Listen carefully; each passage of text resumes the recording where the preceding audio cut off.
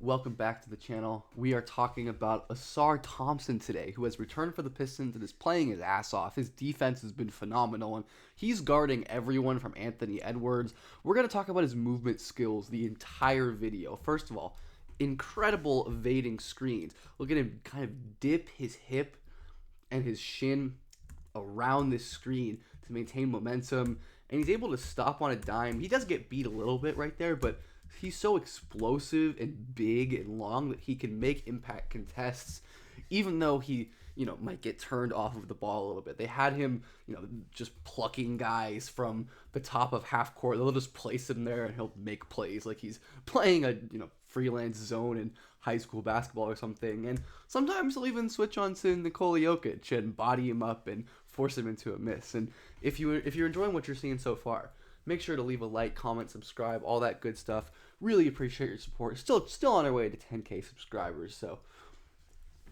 really appreciate y'all. I hope you're having a good new year, by the way. Hope everything's going well. Hope you have a good New Year's resolution and are going to stick to it. I don't know. I don't really have one, so I'm kind of a hypocrite. Anyways, again, Ausar bodying up against Laurie. He's not super strong yet. He's only 21 years old, but he is very physical and willing to take contact and bump.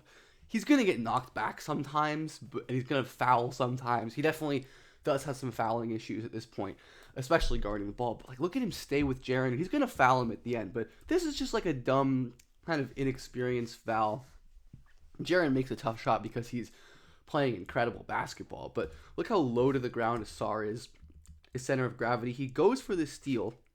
Ausar's ability to recover and, again, not get beat while swiping for steals is really impressive. That's just an incredibly tough shot that Jackson makes. But Ausar's able to kind of hold his own and check a lot of these even bigger and stronger players when he has clear limitations in terms of strength. So imagining how crazy of a point of attack defender he's going to be at his peak. Like the Pistons have just thrown him on the ball at everyone. De'Aaron Fox. Fox was able to get him a couple times, especially in this game. Like, I don't know, it's De'Aaron Fox, and Ausar is not like the most technically perfect on-ball defender ever. A lot of turning and chasing, and it's De'Aaron Fox. But notice that the help isn't always great on this Detroit team. Like, look at this. This is a ridiculous lineup with, I think, Paul Reed guarding the corner. Really good job. Kevin Huerter's screen. I like that from the Kings there. But when you have like Malik Beasley dropping back, it's tougher to really impact as a point of attack defender, because your margin of error is just so low. And like most of the time when he gets switched on to someone like Jokic, he's probably going to get scored on. But there are positive examples of him, and his numbers defending the rim are actually quite good. We will get to that in just a little bit. We again notice these kind of situations where Ausar isn't always like the most attentive off of the ball, kind of zoning out on Scotty, but recovers and is just like a little lazy getting back at times. It's going to happen. He's not a perfect off-ball, defender against everyone, but Ausar definitely suffers from, like, again, we said lack of some defensive talent, especially when like Duren is in, who really just isn't that good of a defender. And he like, this is a tough assignment guarding Bradley Beal on this kind of like pin down action here in the corner. And he can't really rely on that. I mean, that's like kind of a tough shot anyways, but Duren just doesn't provide much resistance there. So Ausar's job is a little bit harder, and the lack of strength definitely hurts him against screens at this point. Like, he's so good at dipping around and under them, and we'll talk about that at some point, but like just gets totally kind of stuck on Gabe Vincent, gets back in the picture and contests, because Ausar is always sprinting to recover, which is a great trait that adds a ton of value even when he is getting beat on these kind of screens. But yeah, just gets stuck on Jokic, which is going to happen. Jamal gets a wide open pull-up jumper. Like, the Pistons will give up a lot of these mid-range jumpers. They'll give up a lot of sideline drives and, just drives out of the middle in general. So it's not always like Ausar's fault entirely. But it's definitely something to at least note and keep an eye on. But even when Ausar does get screened off, his ability to recover and make plays is crazy. Like, Westbrook thinks that he is home free right here. DeAndre is going to roll into the space. He's going to pass it easily in there, but Ausar sprints back, notices this pass coming, and gets his hand in there to jump that steal. Like, absolutely unbelievable turnover generation. Going to end up getting an assist there in transition. The offense is still a work in progress. We're not talking about the offense, except for there's going to be some offensive plays. Just because, look at the guy. He's so ridiculous, man. I love Ausar. Like, his effort and motor are just, you love to see them from a young player, right? He's going to try to lob this to Dern. Great play by Wendell Carter Jr.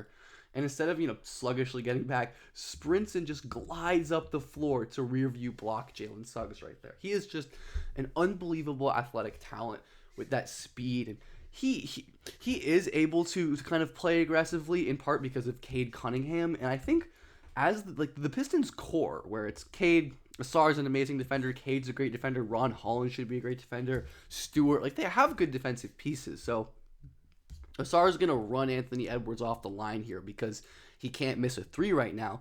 But they have Cade Cunningham in the paint right there to contest Edwards into a tough shot and eventually into a miss. But Ausar off the ball is just like a true game wrecker at this point who constantly makes plays. Like, he just has a nose for the ball. He is a ball hawk. His tendencies to gather steals and stuff remind me of smaller guards like Jose Alvarado, Chris Paul, even a player like Caruso. But obviously Ausar is gigantic and incredibly good. He is a dominant defender by the numbers already, where I meant to pull up estimated plus minus, where Ausar, really good defensive metrics in terms of the predicted 98th percentile actual and incredibly good steal rate right there, 3.7% steal rate. He's guarding the perimeter more this year, so he's not kind of contesting as many shots, but his impact is really good when he contests those shots. Opponents shoot 10.3% worse at the rim. He's not contesting a lot of shots at the rim, but in his low kind of volume, he's been really effective. He's not fouling much at the rim, and the lineup stats too. And he's also an incredible defensive playmaker, like we said. Steals per 100, blocks per 100. He's not blocking as many shots as we can see. But stop rate is a metric I really like. Steals plus offensive fouls drawn plus blocks recovered by the defense. And Ausar is towards the top of the league in this metric. And it really makes sense when you see the instincts paired with the short area quickness. Against most players, Desmond Bane could pretty easily just fit this pass right into Aldama, but not with Ausar Thompson lurking, getting his hands in there. It's the combination of instincts and short area explosion that makes Ausar an unbelievable kind of off-ball defender. And look at him baiting Kevin Durant on this play. Durant thinks because, Ausar has Plumlee, that this pass over the top to Allen should be pretty free, but he is not considering the free safety, Ausar Thompson, jumping back and easily intercepting that pass while saving it. He shuts off entire halves of the court by himself, and he is such an incredible pass lane jumper. Once again, we see the screen navigation, stays perfectly attached, gets his hands in the passing lane to the corner, doesn't even give Gary Harris a chance. How overwhelming is this guy? You can just see all the freaking space he's covering, destroying any chance of a pass that Gary Harris has. Just a crazy, and gonna miss the lot. He's had some weird misses at the rim this year. I don't know exactly what's up with him. Still finishing really well overall, but just some weird plays. He was incredible in this game against the Timberwolves on defense. I think his matchup data, if I recall correctly, was pretty good against Edwards, even though he scored 50 or whatever. That's not his fault. And he had 6 steals. I think all of them were in the first half. He's so good at reading actions before they happen. The Pistons blitz Dante DiVincenzo. They send 2 defenders, so that means there's a numbers disadvantage. But Randall rolls into the middle. This is the obvious vacant zone, and Ausar knows that, right? So he's going to sink down. Not a great pass, but Asar's instincts and recognition allow him to be there. And here's kind of the inverse of that. Ausar allows the catch to happen because Cade steps up. Guarding a 2v1 right here, the passer should have an advantage, but Gobert is just not a good passer at all, and Ausar is easily able to jump that steal, take it the other way for a wide open dunk. He is so good reading passing lanes, so good deflecting. One of the more versatile defensive players in the league already. We talked about his point of attack stuff already. He is an unbelievable off-ball defender. Not as much of a rim protector this year, just because he doesn't need to be, and he's not being asked to be as much by JB Bickerstaff. But like, you can see the potential. The potential there is obvious, right? He's gonna probably jump a little bit too far forward. This is, I'd say, a close call, but probably like the point A, like the point A right here to point B. I don't know, but or maybe just bringing his arms down. But you can see the instincts, getting there early, jumping in the circle. Like he has the potential to be a really impressive rim defender, and some of the ways that he can like get around screens is just so impressive. And contesting shots at the basket on drives, the fact that he like turns and chases against players like, you know, this guy who I'm not going to say his name anyways. He can really explode, get up. Obviously vulnerable to change of direction, but the cheat code with Ausar is he could just stop on a dime and explode in the other direction, right? This is not something that most players have access to. He's a great dig defender, just swiping the ball out underneath Anthony Edwards. And but want to just kind of explain what that means again, right? Instead of trying to slide his feet, he's opening up to turn and chase. This is vulnerable to stopping on a dime, hitting the brakes, he goes flying forward. That kind of happens here, right? But Ausar's so big and long, he can actually get back in the way to contest, and he just does so much special shit on the defensive end. I think on a per minute basis, easy to have him as like an all defense level guy. He hasn't played enough probably yet to get that nod. He did miss the first part of the season coming back from that blood clot, but he's just looked fantastic as of late.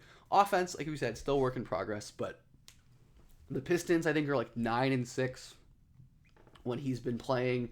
Clear impact defender who's just making big plays happen nightly on the defensive end as an off-ball guy, as an on-ball guy. The potential for him is just ridiculous on that end. And I think it's pretty high on offense too. But let me know what you think about Ausar, how you've been feeling about the Pistons. They're playing well. So have a nice day. Like, subscribe, comment, hit the bell, all that good stuff. And I love you all.